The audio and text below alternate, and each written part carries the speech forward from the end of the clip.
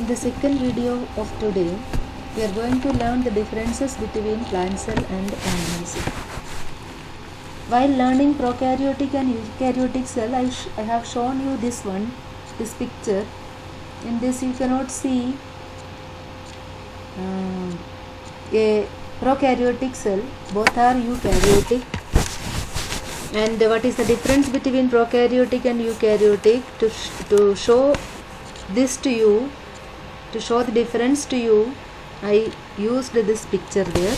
Now this is actually for you have to draw this. This is an important, last year also in the exam it was there, to draw a plant cell, or it will ask to draw an animal cell. Otherwise it will be asked in the examination in this way, that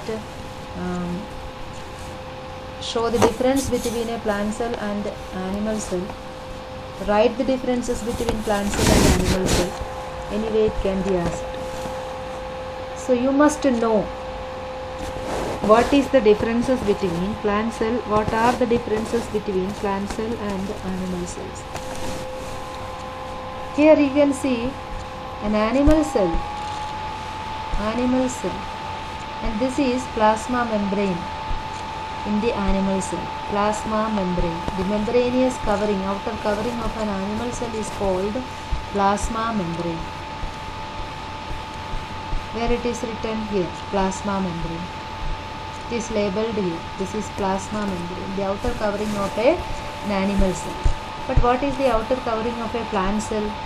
The outer covering of a plant cell is not plasma membrane. See, plasma membrane is inner to it. This is plasma membrane, the inner covering, but the outer covering is different. This is cell wall. The outer covering of plant cell is a cell wall. Here it is written, cell wall, and plasma membrane is inner to the cell wall. So why in plant cell the outer cell wall is provided? Because a plant organism cannot move from its place. If it faces any danger, it cannot move, it cannot run away. So it should have very strong outer covering to protect itself from injuries. So to protect itself from injuries, an outer covering of thick wall is given. This wall is made up of cellulose. This cell wall is made up of cellulose. This cellulose is a dead covering. This cellulose covering of the cell wall is a dead covering. And inner to that there is a live covering, that is the plasma membrane. That is, the difference is that cell wall is present in plant cell, but cell wall is absent in animal cell.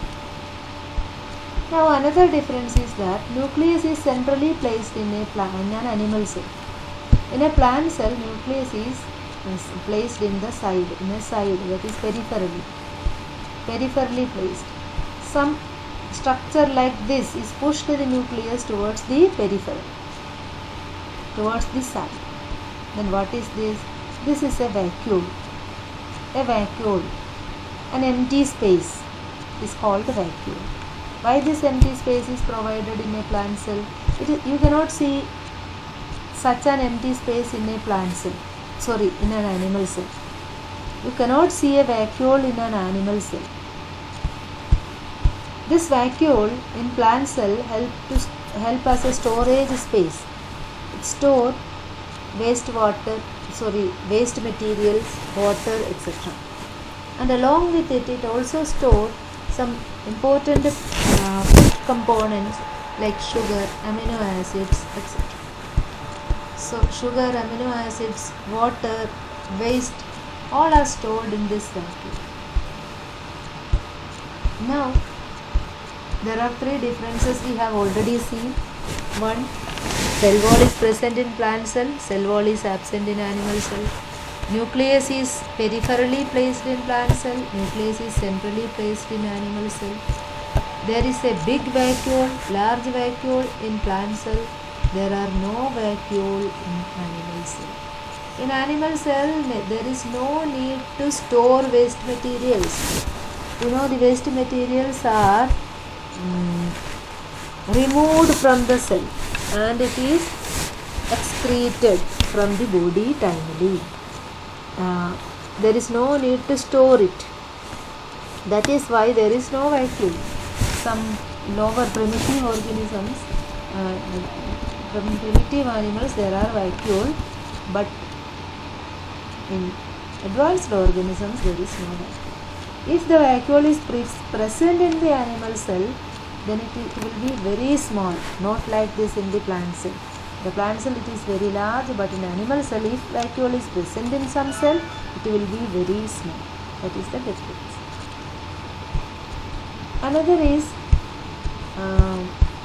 Another important difference is plastids. Chloroplast, chromoplast, leucoplast like plastids are seen in a plant cell. You know, a plant is green in color, and differently colored flowers are there in a plant. Variously colored fruits are there in a plant. But in animal cell there is not such colored parts. Colored parts are not there. There are no plastids in animal cell. But in plant cell there are coloring pigment called chloroplast, chromoplast, etc. They are called plastids. The plastids are present in plant cell, but plastids are absent in animal cell. Now, can you spot any other differences? There are centriole or centrosome like structure. It is not centriole.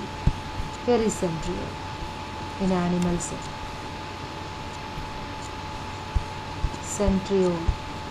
Here is a centriole. See, a cylindrically shaped rod-like structure. This is a rod-like structure. Centriole. This centriole is absent in plant cell. Centriole is always present near the nucleus. Near the nucleus, centriole is present. Here see, near the nucleus, there is no centriole. So centriole is absent in plant cell, centriole is present in animal cell. So these are the main difference between plant cell and animal cell. Now we have seen, in the last video we have seen prokaryotic and eukaryotic cell. Now we have seen the difference between plant cell and animal cell. As I told you the differences between plant cell and animal cell, you please note it down in your copy. Make 2 columns, differentiate between plant cell and animal cell in those columns. One you write plant cell, the importance, the features, and what is present in plant cell, what is absent in plant cell, what present in animal cell and absent in animal cell. Likewise, you note it down. Then that is the difference. In the next video, the next slide, you can see the exercises here. Some questions are given here. This is from your book. These questions are there in your book, NCERT book. Make a comparison and write down ways in which plant cell are different from animal cell. Just now I have discussed this one with you. A comparison and write down ways in which plant cells are different from animal cells. That is the answer. Plant cell has cell wall, animal cell do not have cell wall, and you have already learned it in class 8 also. So there is no difficulty in writing that. So first one is already done, you will do it. And second is, how is a prokaryotic cell different from a eukaryotic cell? The answer is here. Here there is the answer I have done in the previous video. That is the answer. Next is, what would happen if the plasma membrane ruptures or breaks down? If the plasma membrane ruptures or breaks down, what will happen? Tell me. The inner cytoplasm will spilled out. The inner cytoplasm, cell organelles, every cell the contents of the cell will be spilled out. The cell will be spoiled, will be died if the plasma membrane ruptures. Next, what would happen to the life of a cell if there was no Golgi apparatus? If there is no Golgi apparatus, what will happen? The dispatch, the storaging, dispatching and packaging of materials cannot be take place, and the lysosomes cannot be made. There is a cell organelle called a lysosome which is synthesized in the Golgi apparatus. This lysosome cannot be formed if there is no Golgi apparatus. Then which organelle is known as the powerhouse of the cell? Why? This question you have also learned in class 8, and in this class, in one video, I have told you a cell organelle, in the topic cell organelle.